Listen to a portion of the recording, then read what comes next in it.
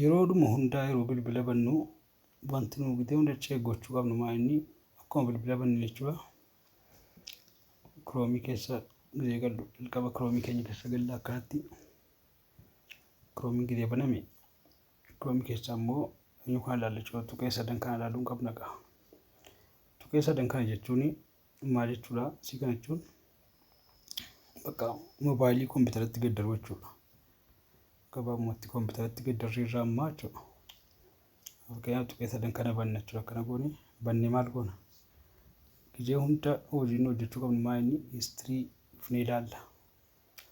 Histirii kana qulqulleessina jechuudha. Histirii qulqulleessa akka goote amma akka godhetan yeroo baay'ee akka godhee irraa balleessa jechuudha. Kana akka godheen gizee hunda clear browser jechuudha. Browserii kanarraa histiriin qulqulleessuun dirqama ta'a jechuudha. Inni kiroomii qulqulleessanii kan hojiin nama hojjechuu qabu jechuudha. Kun tokko dhumeera jechuudha. Ammas hojii tokko tafe. Ammas maal tafe? Ammas kana tuqee kana immoo ammas dhannee itti buuna jechuudha. Itti buunee kam goonaa jechuun si kanatti buunee akkas goonee ammas akka deemnu jechuudha.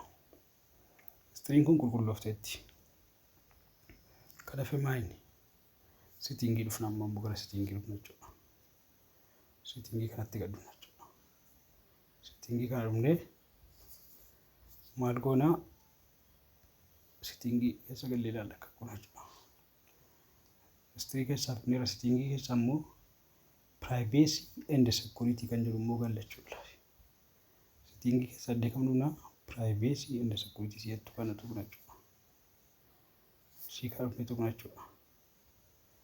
Privacy and security kana tuqna. Kana keessaa maal goona?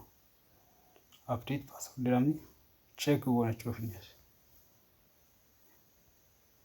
Check si'attu kana jechuudha. Check si'attu adda jirti jalee kana irratti dha.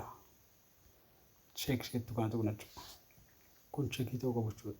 Raayitiin kun irra muramuu qaba. Moobaayiliin keessatti ta'uun isaa raayitiin kun ta'uu jiraachuu qaba. Raayitiin kun jiraachuu qaba. Safety check jedhama jechuudha kun. Safety checking godha. Kana goonee miti erga kana goonee booda histirii qulqulleessinee histirii keessaa waan ta'e XX jedhan irraa balleessinee amma dhumeera. Amma maal goona? Sitingii keessa gallee immoo kana raayitiin fideera bakka ta'eera jechuudha. Amma keessaa faana kana keessaa jechuudha. Check gooneerra jechuudha. Kun duruu maali? Privacy and security keessaa jechuudha. Amma immoo akkana gaddeemna jechuudha. Amma waan gurii jira jechuudha. Amma immoo size sitingii jedhamu kana keessa galla jechuudha. Siin kun waan dubbii qaba waan cimaa qabatteetti laasiin. Sii kana keessa jira dubbiin amma. Histirii keessa saffisummaa finneera sitingii keessa private and security salee finneera keessa qulqulleessinee checkii gooneera jechuudha. Amma size sitingii keessa dhufna qara. Gizee gadi buune miti nu qulqulleessu jechuudha. Size sitingii keessa dhufnee akkana goona jechuudha. Gizee size sitingii dhufnu tokko maaltu nu dhufaa? Kun all setting kan jedhu dhufa jechuudha. All setting dhufa. Amma all setting kana keessa amma somtu qulqullaa'u jechuudha. Kanatti buuna. Reaktanii kan hunda jira jechuudha. Haaraan kun isara. Kun jiru qulqullaa'u qabudha. Kun akka jiru.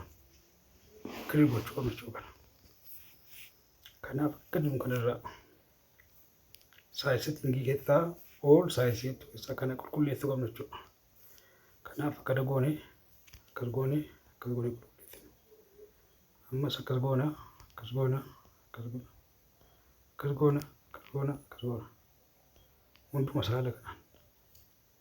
Hunduma saala kana jechuudha. Hunduma saala kana qoshashaa hundaasi. Amma gaa qulqullaa'e ispiidiin isaan dabala. Maayikii nu qulqullaa'a jechuudha. Amma gaa ammas maaltu nu hafe kiroomii keessaa jechuudha. Ammas maal laaluu qabna jechuudha keessa deemnee. Kana laaluu qabna jechuudha. Kuukii kana. Sardi paartii isii kana kuukittii kana irratti wanti hojjetamutu jirti jechuudha. Asirratti isiin kun waan gudii qabdudha.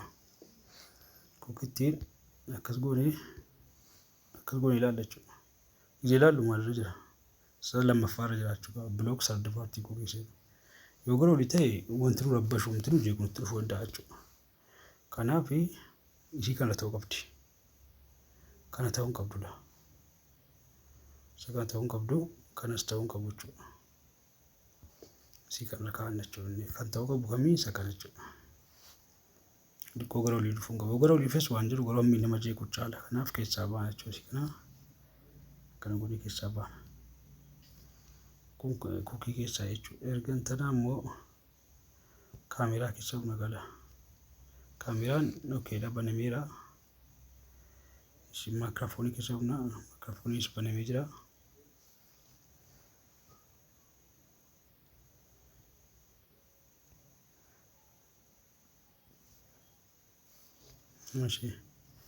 Amma notifikashinii keessa gallaa yeroo baay'ee asii kana isiin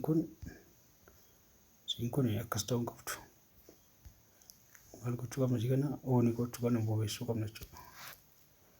Kana goonii finnee akkas goonee oonii goona jechuudha. Amma kana keessa waan kiroomii keessaa barbaachisaa ta'e sirreessaa jirra. Tokko kana inni kaan immoo isii kana jechuudha. Isiin kun hin mul'attidha. Isiin kun alla walitti artila. Kanaaf isii kana bilookii gochuu qabna. Sardi paartiin ofumaan dhufee inni akka ta'u akka inni godhu taasisa jechuudha. Kanaaf isii kana akka gochuu ga'a jechuudha. Lakkoofsaniitu hundi asii jechumaan haala kanaan yoo ta'e kiroomiin qulqullaa'ee irra deemaa jechuudha. Kana keessa immoo waalicha fayyadamuu dandeenya jechuudha. Kana booda StreamYard galuu dandeenya jechuudha. StreamYard banee galuu dandeenya. Kan namaas galuu dandeenya. Chubbis galuu dandeenya. Daqiiqaa tokkoof yeroo kanumaa kennuun gaarii jechuudha. Galatu.